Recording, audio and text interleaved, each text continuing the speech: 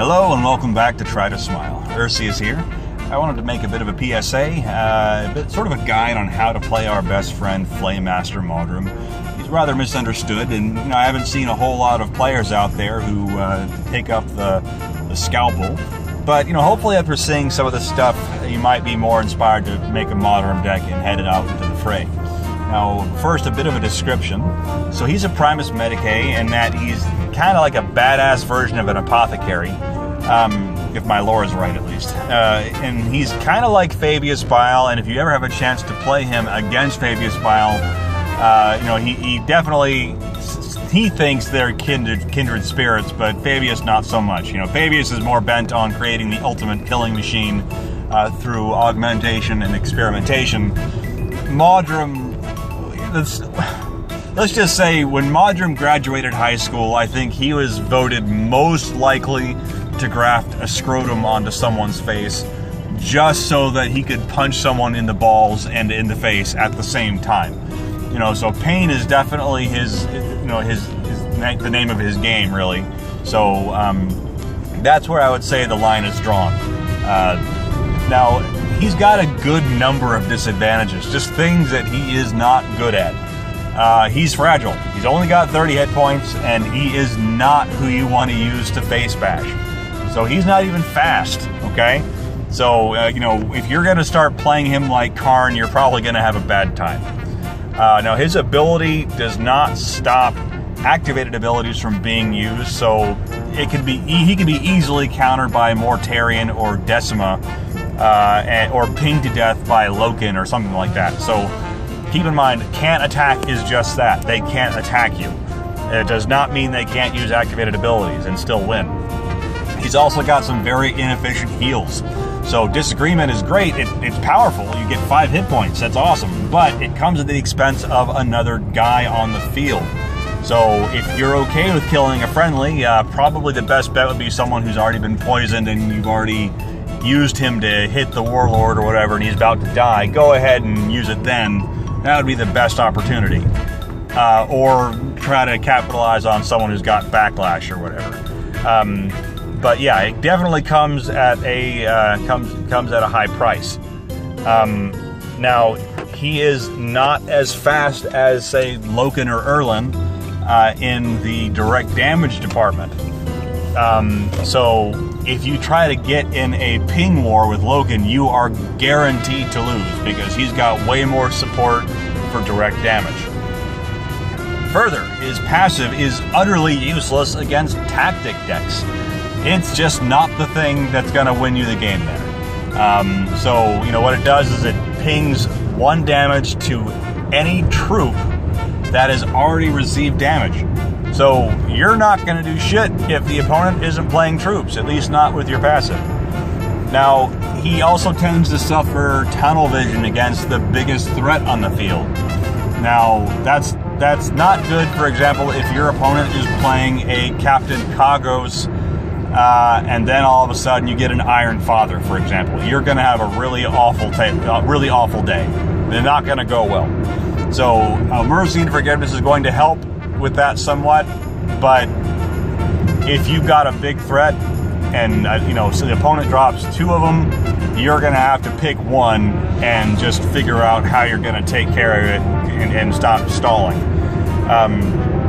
Now, the ability requires some significant upkeep. Once you get Mercy and Forgiveness, you are most likely going to be dumping 4 energy per turn into your Warlord's ability just to let Mawdrym do his job. It's pretty damn powerful, but keep in mind, you are restricting your ability to play cards, and your hand size is going to grow, and your board is going to develop slower. So Alpha Legion is going to start getting really eager to start blasting you for your hand size. Now, you can and will get overwhelmed by people like Narek or Tarvitz for just dropping huge vehicles left and right and just raining tanks. That's one thing that I'd say that Mawdrym has the hardest time with, are multiple big threats on the field and how to remove them. Granted, that's probably everybody, but it's frustrating for him because he's very fragile. Now, on to his advantages, and of them they are many. Mercy and Forgiveness turns him into a lockdown machine. So you've got 2 troops, or even the Warlord, on the enemy's board that you can gum up the works with, if not kill outright. So you might never even necessarily take a hit in a game just because you are efficiently using your Warlord's ability. Now, can't attack is a great condition because it can only be removed by jam. So all you have to do is pick the thing you want to screw over and just lay into it with your Warlord ability, and yeah, guess what? It'll probably die. And there's nothing he can do about it unless he wants to jam his own troop. Now, his passive is a relentless mechanic, so it happens in the start of your turn. So barring a fast troop, you have time to respond and cycle your passive to deal 3 damage to any troop you hit you hit with your activated ability. Now, your passive also limits Ekretrez to 1 less turn because once he takes damage once, you're automatically going to deal 1 more. And he benefits greatly from Informant Network, especially against people like Canis. On turn 2, you can drop Informant Network, and all of a sudden, every one of the Titan parts is opened up for passive damage for the rest of the fight. As challenging as that may be.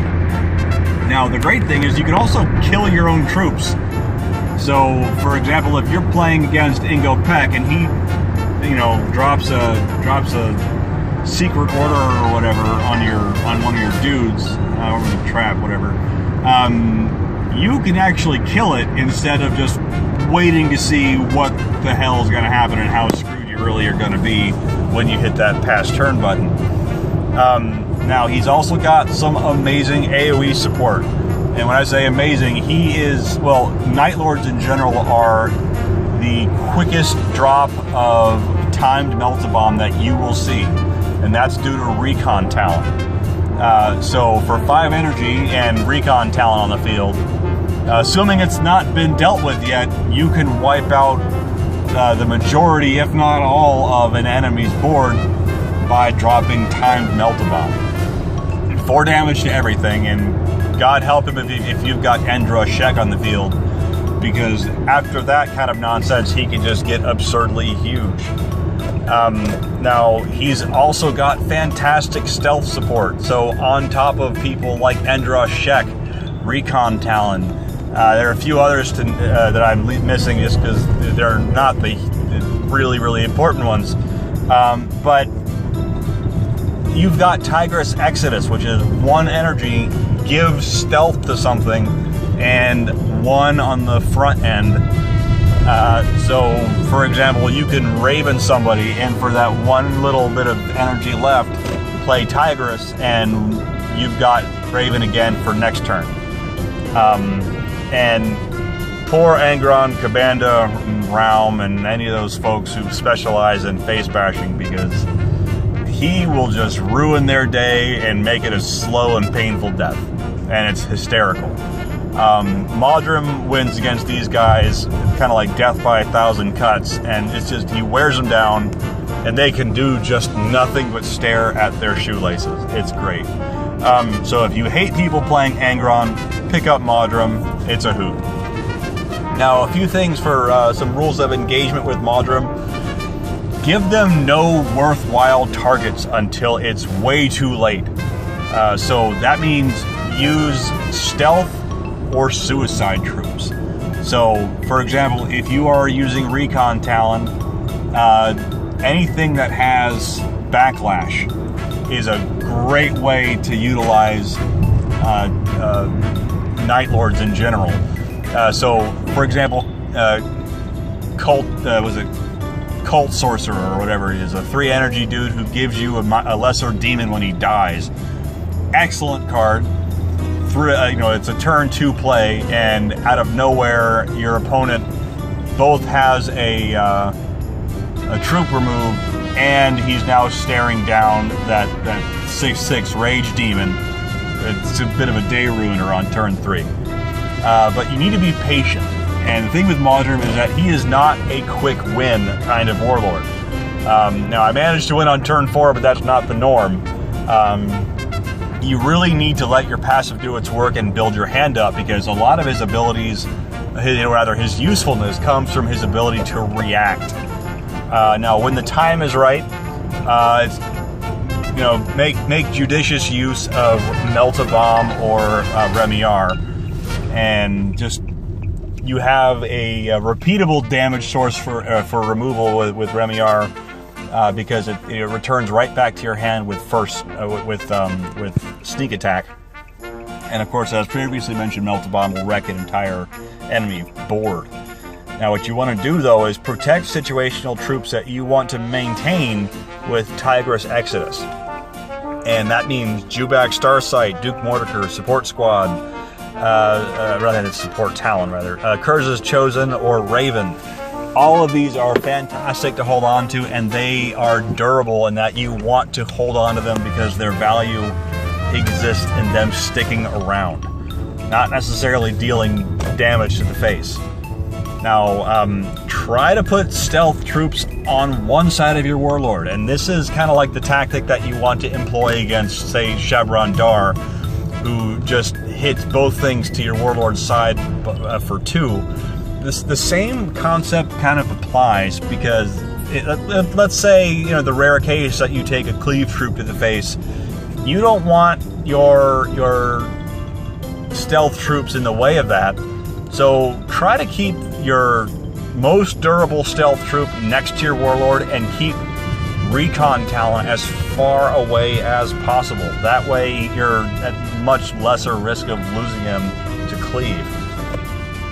Now, with a card that's a favorite of mine, Reaper of Kaldrak, try to focus on a 2-for-1. So if you've got recon talent out, say lock down a warlord and then take down a lesser threat, or something that you can guaranteeably remove, and let your passive do its work on the bigger threat that you just need to wear down. Now, the general goal, and I think this might, this probably rings true for the majority of Night Lords, is just you need to lock down the enemy until he's in lethal range with Raven, and just slam Raven into him as many times as you can.